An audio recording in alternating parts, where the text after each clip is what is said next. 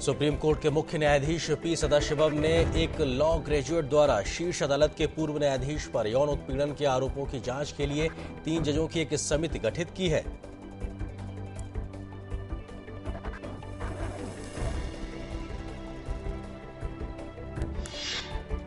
Supreme court ने कहा है कि संज्ञेय अपराधों के मामले में एफआईआर दर्ज किया जाना जरूरी है और इस प्रकार के अपराधों में मामला दर्ज न करने वाले पुलिस अधिकारियों के खिलाफ कार्रवाई जरूर की जानी चाहिए। तमिलनाडु के राजनीतिक दलों द्वारा राष्ट्रमंडल शासनाध्यक्षों की बैठक चोगम के पूरे बहिष्कार की मांग करने के बावजूद विदेश मंत्री सलमान खुर्शीद सम्मेलन में शिरकत करने के लिए कोलंबो के लिए आज रवाना होंगे। तमिलनाडु की मुख्यमंत्री जयललिता ने राज्य विधानसभा के एक विशेष सत्र में चोगम सम्मेलन का भारत द्वारा पूरी तरह बहिष्कार किए जाने का प्रस्ताव रखा है। प्रस्ताव के मुताबिक चोगम में भारत की ओर से प्रतीकात्मक सहभागिता भी नहीं होनी चाहिए। भारत ने पाकिस्तान से कहा है कि सतत शांति के लिए उपयोगी बातचीत तभी हो सकती है जब भावनाओं और संवेदनाओं का सम्मान हो। विदेश मंत्री सलमान खुर्शीद ने हाल में नियंत्रण रेखा पर संघर्ष विराम के उल्लंघन को प्रतिकूल करार दिया है।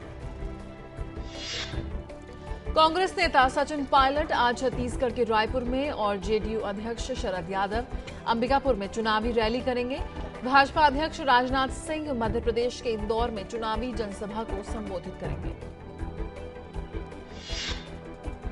छत्तीसगढ़ के सुकमा जिले के बारूदी सुरंग के विस्फोट में सीमा सुरक्षा बल के 2 जवानों सहित 3 लोगों की मौत हो गई है। मतदान ड्यूटी से लौट रहे चुनाव दल पर नक्सलियों का हमला हुआ था।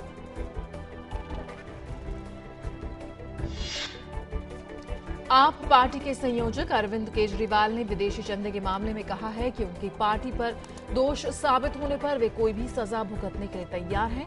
पार्टी ने कुल चंदे और फंड की जानकारी अपने वेबसाइट पर उपलब्ध करा दी है।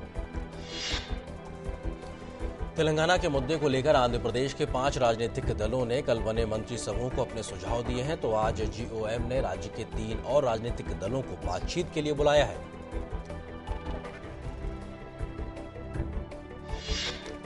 वित्त मंत्री पी चिदम्बरम ने सीबीआई को दुनिया की सबसे विश्वसनीय जांच एजेंसी बताया है। हालांकि वित्त मंत्री ने कहा कि जांच एजेंसी को नीति बनाने और उसकी निगरानी करने के बीच अंतर रखना चाहिए। सीबीआई निदेशक ने भारत में खेलों में सट्टेबाजी को वैध करने का किया है समर्थन। पूर्व भारतीय बल्लेबाज राहुल द्रविड़ ने भी भरी है हामी, लेकिन कहा है फिक्सरों को हो सजा का प्रावधान।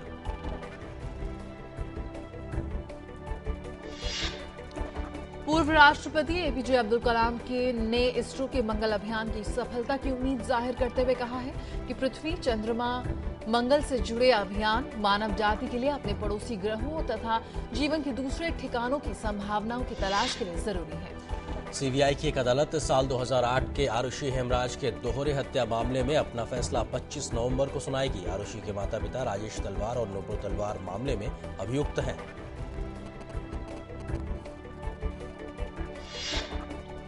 गुजरात हाई कोर्ट ने 2002 में हुए नरोदा पाटिया दंगों के मामले में दोषी माया कोडनानी की 3 महीने के लिए अस्थायी जमानत याचिका चिकित्सकीय आधार पर मंजूर कर ली है।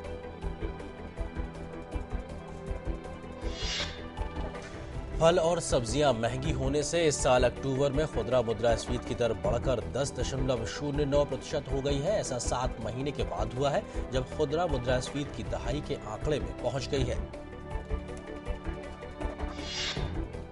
फिलीपींस में तूफान हयान के गुजर जाने के बाद अब सेना, बचाव एजेंसियां और रेड क्रॉस राहत और बचाव कार्य में जुटे हुए हैं। भारत ने फिलीपींस को 15 टन राहत सामग्री भेजी है। बिजली, संचार व यातायात व्यवस्था पूरी तरह से ठप हो गई है। मिस्र में 3 महीने से लागू आपातकाल और रात्रिकालीन कर्फ्यू हटाया जा रहा है। सुरक्षा बलों द्वारा प्रदर्शनों को जबरन खत्म करवाने के बाद 14 अगस्त को आपातकाल और रात का कर्फ्यू लगाया गया था।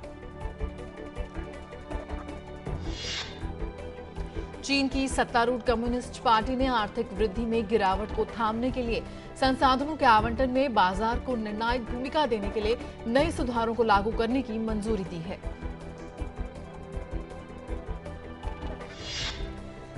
विश्वनाथन आनंद और मैग्नस कार्लसन के बीच कल चेन्नई में खेली गई विश्व शतरंज चैंपियनशिप की तीसरी बाजी 51 चाल के बाद में ड्रॉ हो गई है। चौथे दौर में आनंद सफेद मोहरों के साथ खेल की शुरुआत करेंगे।